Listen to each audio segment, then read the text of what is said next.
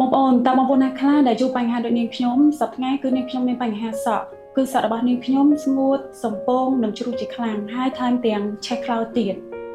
សប្តាហ៍ថ្ងៃនាងខ្ញុំក៏បានប្រើប្រាស់សាប៊ូកាក់សក់ជាច្រើនប្រភេទដែរប៉ុន្តែអត់ត្រូវជាមួយនឹងបញ្ហាដែលសក់នាងខ្ញុំជួប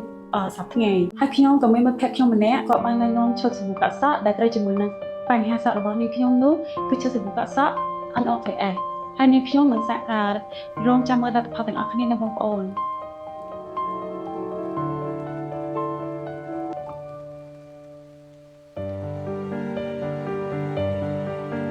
គ្រាន់តែខ្ញុំកក់សាប៊ូនេះហើយគឺសក់ខ្ញុំមានសភាពទន់រលោងខ្លាំងមែនតើហើយងាយស្រួលក្នុងការសិតទៀតផតដល់ខ្ញុំប្រើសាប៊ូផ្សេងតែប៉ុណ្ណឹងស្អិតហើយជំពាក់ខ្លាំងសិតអត់ទៅទេ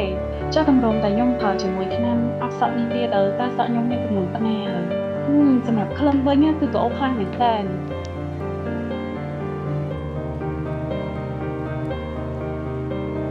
របៀបប្រើបងប្អូនគឺយើងគ្រាន់តែលាបពាក់កណ្ដាលសក់ដល់ចុងខ្សែសក់រួចយើងទុកចោល15ទៅ20នាទីរួចយើងទុកចេញជាការស្រេចនៅពេលដែលខ្ញុំអស់សក់រួចហើយឯដែលខ្ញុំខ្វល់បាននោះគឺស្ប្រេបាញ់សក់នេះដែរគឺធ្វើឲ្យសក់យើងរឹងមាំនិងដុះលឿន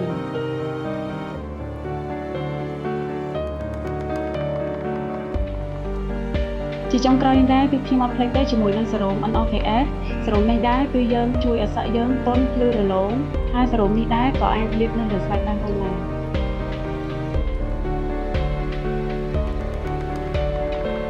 បងប្អូនបន្ទាប់ពីនាងខ្ញុំបាញ់កក់សក់ជាមួយនឹងឈុតសាប៊ូ NOKS រួចហើយមកគឺនាងខ្ញុំ